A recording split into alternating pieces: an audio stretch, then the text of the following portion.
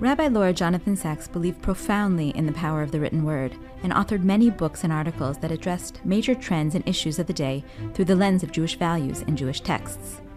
In an effort to honor his creative contributions and scholarship, Yeshiva University has created the Sacks Book Prize, generously funded by the Rohr family, to broaden the impact of Jewish scholarship in the arena of contemporary Jewish thought. The prize aims to recognize recent publications of ideas deeply sourced in Jewish texts with wide appeal within and beyond the Jewish community. I'm Dr. Shira Weiss of YU's Sacks-Herenstein Center for Values and Leadership, and I was privileged to be joined by Lady Elaine Sacks, Professor Rabbi George of Princeton University, Adam Kirsch of the Wall Street Journal, and Professor Daniel Reinhold, Dean of the Bernard Revel Graduate School, to judge books published this year that were submitted for the Rabbi Sacks Book Prize. And I'm thrilled to present my conversations with this year's winner and finalists. The Rabbi Sacks Book Prize of 2024 has been awarded to Gila Fine for her book The Madwoman in the Rabbi's Attic, Rereading the Women of the Talmud, published by Koren. Gila Fine is a lecturer of rabbinic literature at the Pardes Institute of Jewish Studies, exploring the tales of the Talmud through philosophy, literary criticism, psychoanalysis, and pop culture. She's the recipient of the Maimonides Award for Excellence in Jewish Education and serves on the faculties of the Nachshon Project, Amudim Seminary, the Tikva Scholars Program, and the London School of Jewish Studies, in addition to teaching thousands of students at conferences, campuses, and communities across the Jewish world. Haaretz has called her a young woman on her way to becoming one of the most outstanding Jewish thinkers of the next generation. Congratulations, Gila, and thank you for being here. Thank you, Shira. I know that you worked closely with Rabbi Sacks, the namesake of this book prize, when you served as his editor. Can you share a memory or an anecdote that reflects your relationship with him? I had the pleasure and the privilege of being Rabbi Sacks' editor, roughly the last 6 years or so of his life. I was the editor-in-chief of Maggid Books at Koren Publishers, and at the time I got to work with many of the leading thinkers of the Jewish world. And for most of them, I really was just their editor, which, was fair enough. But Rabbi Sacks always took a very deep and personal interest in me and in my work beyond the work of being his editor. When I first started teaching Talmud, one of the first public lectures I ever gave was in his old synagogue in London. And he was there. Scariest moment of my life. And after it was all over, he came up to me and said, okay, you are going to stop editing my books and you are going to go and write your own. Which was very Rabbi Sacks. It was never about what you could do for him. It was always about what he could do for you. At the time, I wasn't quite ready to walk away from publishing, but when I was ready to write my book. He was the first person I went to speak to about it, and he said, "What do you need from me? What do I need to do to make this happen?" And so he introduced me to the man who ended up becoming my mentor for the project, Professor Jeffrey Rubenstein. He was very fond of saying that good leaders create followers and great leaders create other leaders. I would say, by way of a paraphrase, good writers create readers, great writers create other writers. And Rabbi Sacks, in that respect, was a very great writer. Incredible. Your integration of literary references within your textual analysis of Talmudic stories reminded me a lot of Rabbi Sacks's integration of literature, science, and ethics, among other disciplines, into his works on Jewish thought. How has Rabbi Sacks's style of writing, as you say, influenced other writers or influenced your writing in particular? So thank you for that compliment. Yes, when I read the stories of the Talmud, both in the book and generally in my teaching, it is very much in comparison to similar narratives from other literary traditions. This is a well-known literary approach. It's called archetypal criticism, but it hasn't really been applied to the study of Talmud, at least not systematically, and certainly not within the religious world. Although it is an unbelievably fruitful and rich way of reading Talmudic stories. It allows you to see things that other readings simply don't. And so I was very excited about this approach, and I know from years of teaching that my students were very excited about this approach. But when the time came to translate my teachings into a book, I was repeatedly paralyzed by the fear of, what am I doing? No one has ever done this. This is so different. It's so out there. It's so radical. People aren't going to like it. And whenever that happened and I had to talk myself off the ledge and back into writing, the thing I kept coming back to was, yes, but Rabbi Sacks. Yes, but Rabbi Sacks. This is what he would do. And not to compare myself to him for a moment, but he did it. He would constantly bring the sacred text, in his case it was Bible, into conversations with other traditions, as you say, other religious traditions, other philosophical traditions, other scientific traditions. And Rabbi Sacks' writings weren't just accepted, they weren't liked, they were rightfully celebrated as the greatest and the most inspiring Torah of our generation. And so it was very much his example, his bringing together of what he would call Torah and Chokhmah, that inspired me to try and do the same. In my own academic research, I explore philosophy in biblical narratives because of the power of story to teach moral lessons that couldn't necessarily be taught through biblical law. What motivated your interest in Agadah as opposed to law in the Talmud? So I think my view of it is quite similar to yours, Shira. Stories really have the power to do what other genres, particularly law, don't. And it's not just me and you who share this belief. The rabbis saw it in a very similar way as well. At some point, they define Agadah as, quote, words which draw one's heart like a narrative. The rabbis recognized centuries before psychoanalysis that stories are uniquely compelling because they bypass our rational faculties and they go directly to the heart, to our emotions. And so they are extremely powerful vehicles in imparting certain moral or religious truths. Another rabbinic definition of stories that I'm fond of is when they talk about the revelation at Sinai as comprising different faces of God. They say, quote, God revealed himself with an angry face for Bible, a moderate face for Mishnah, a friendly face for Talmud, and a laughing face for Agadah. So Agadah is the laughing face of God. It's where it's playful in that it's where the rabbis allow themselves to play. As opposed to halakha, Agadah does not have to dictate a definite course of action. And it's also less bound by the received tradition. We know that both the laws and the narratives were handed down orally from one generation to the next until they were finally edited into the Talmud. But as opposed to halakha, where the rabbis were to an extent careful to preserve the tradition as they received it, in Agadah, the rabbis rework the tradition far more freely. And so Agadah is more liberated in a way. It's where the rabbis let themselves be more playful, be more radical. We have several stories in the Talmud of simple folk criticizing great rabbis, or non-Jews putting Jews to shame, or women outperforming men. And that makes for some very, very interesting stories. But I would say that perhaps the greatest reason I'm so fascinated by stories goes back to the approach I use, which is archetypal criticism. Archetypal criticism is based on the argument put forward by Sigmund Freud and Carl Gustav Jung that telling stories is one of the most basic ways we humans have of working through our primal fears and fantasies.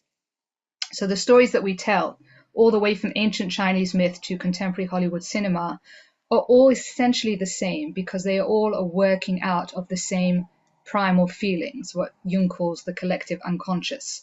So if a particular archetype, and by archetype I mean a character type, a literary motif, a plot line, if you see a particular archetype recur in narratives throughout history and across cultures, you can assume with a high degree of probability that it is rooted within the human psyche.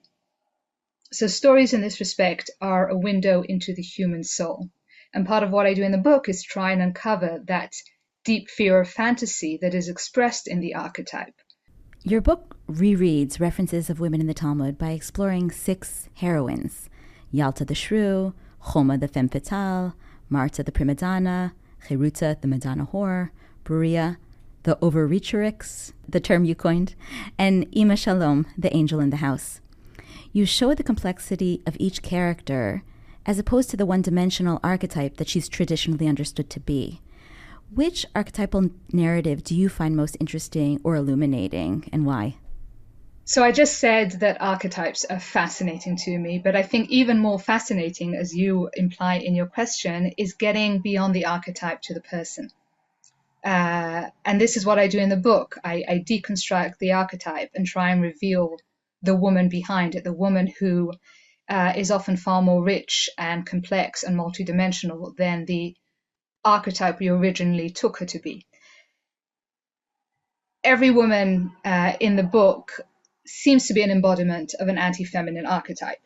And yet, with almost every one of them, I find, when reading the story a second time more closely and in context, that this is not at all the case. Once you reread the story, the archetype will generally break down, and in its place will emerge the character of a fascinating woman who is as misunderstood by her own world as she is by generations of readers. And I find each and every one of these women endlessly fascinating. I've spent so many months of my life trying to get into the heads of each of them, trying to see the world through their eyes, trying to understand how they contended with their sometimes difficult circumstances. I find Yalta fascinating because she's deeply intelligent and she knows how to fight the system from within. I find Choma fascinating because she's fiercely independent at a time where women were not meant to be fiercely independent. I admire Malta for her courage, for her ability to take stock of her reality and make a tough decision when everyone around her is paralyzed by fear. I adore Cheruta because she lets herself be complicated and she refuses to be pigeonholed. I love Bruria because she's Bruria, because she's a woman in a man's world, and she knows that to earn her place in the world of Torah, she can't just be as good as the men, she has to be better. And I find Ima Shalom fascinating because her story features a gender reversal which is perhaps more radical than anything else that I look at in the book. Women are often marginalized in the Bible and Talmud, as you just mentioned. While you reread these references to teach nuanced and relevant lessons, you also acknowledge in your chapter on Marta that the Talmud won't always conform to our sensibilities, and not every story can be revisioned, not every character redeemed. How did you come to select these stories, and how do you strike the right balance of reinterpretation? So the selection was pretty self-determining in that in all of rabbinic literature there are just 52 named women. By comparison, there are over 1,000 named men. And of these 52, and I went through them one by one, exactly 6 are heroines of their own rich literary narrative. And so selecting these women was quite easy. And I will say candidly that the selection, or at least this particular theme, was very much determined by my own feminist tendencies. But while I allowed my feminism to dictate which stories I was going to read, I never allowed for it to dictate how I was going to read them. And that's important. I say very early on in the book that reading essentially is a relationship. It's not unlike any relationship we would have with a significant other in our lives. And just as in any healthy relationship, we should not subject ourselves to the other person, but nor should we be imposing ourselves on the other person.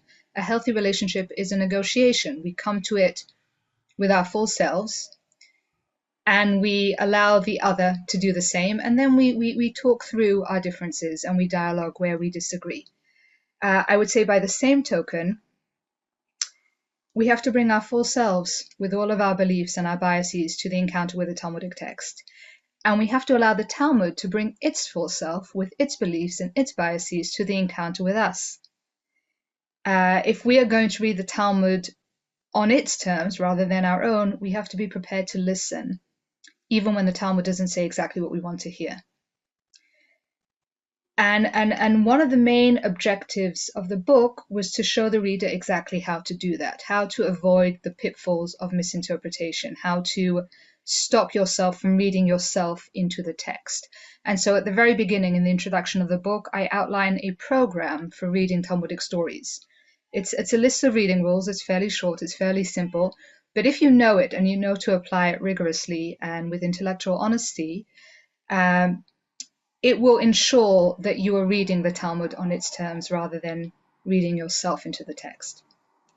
You conclude each chapter with a moral lesson that the story can teach.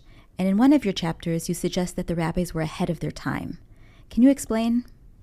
So I say very candidly in the introduction that the Talmud is a product of late antiquity, and a great deal of it is steeped in patriarchal thought.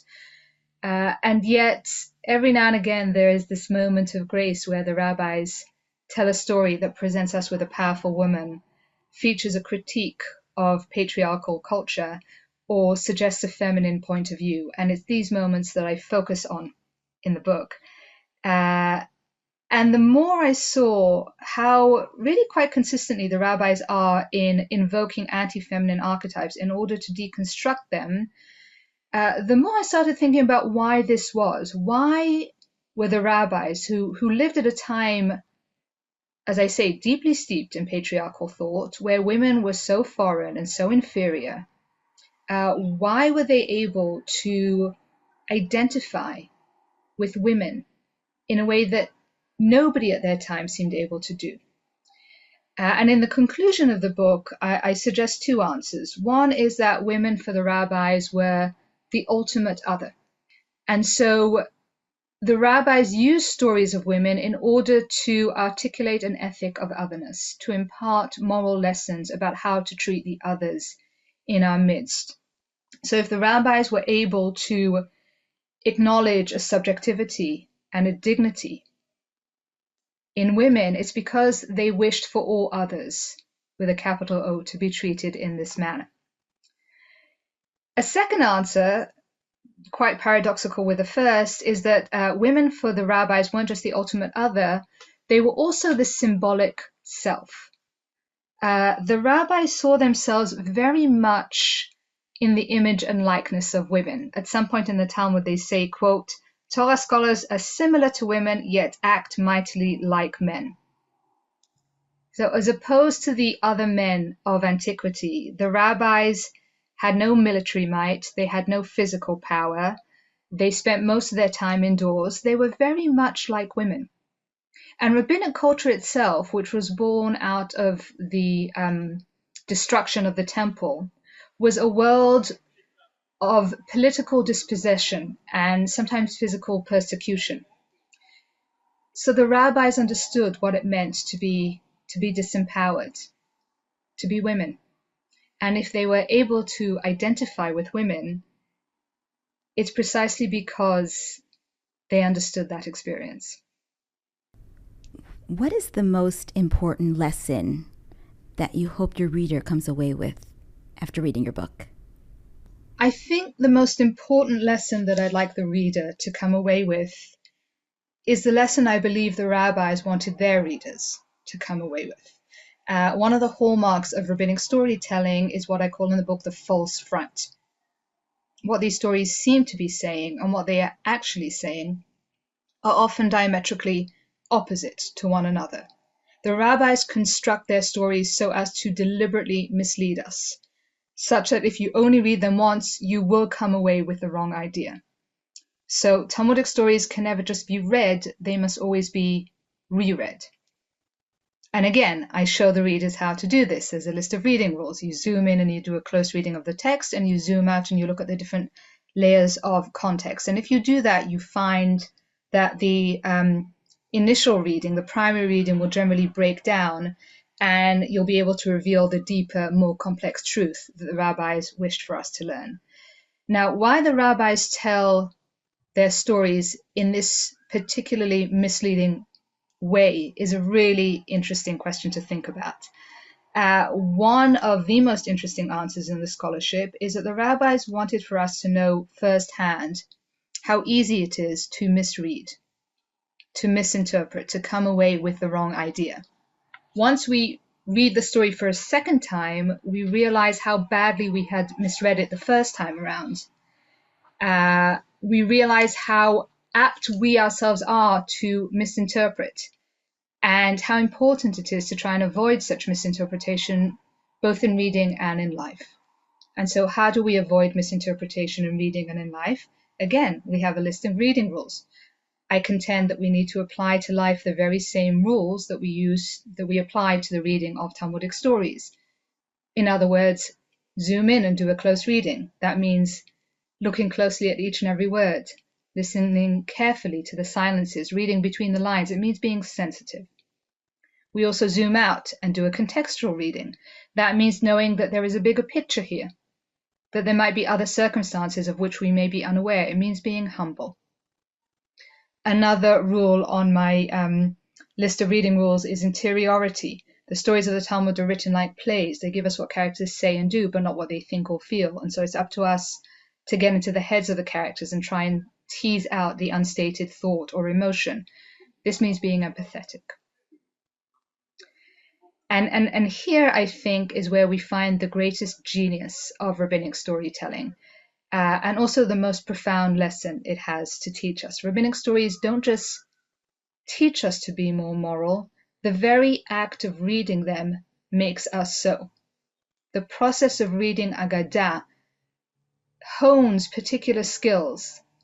By the end of doing so, we end up becoming more moral people just by virtue of having read these stories. These stories force us, in the process of their own rereading, to look below the surface, and they shape us as the readers to be more sensitive, to be more humble, to be more empathetic, to be more moral. I know this book project was years in the making. What are you planning for your next project? So this project was always conceived of as the first of a trilogy of works. God help me. I'm beginning to think about the next ones now. And they will both be about rabbinic stories, because that is really the only thing I can do. But they will be rather different, I think, both in content, in that their themes will be different, and in form, in that the approach that I take to reading them will also be quite different. And if you'll forgive me, I think that is probably all I'm going to say on this subject. I'm not a very superstitious person by nature, but I do believe in the rabbinic dictum of "Eno bracha shora ela b'davar samui min ha'ain," that the blessings only rest on that which is hidden. And so I think I will keep it under my hat for now. Understood.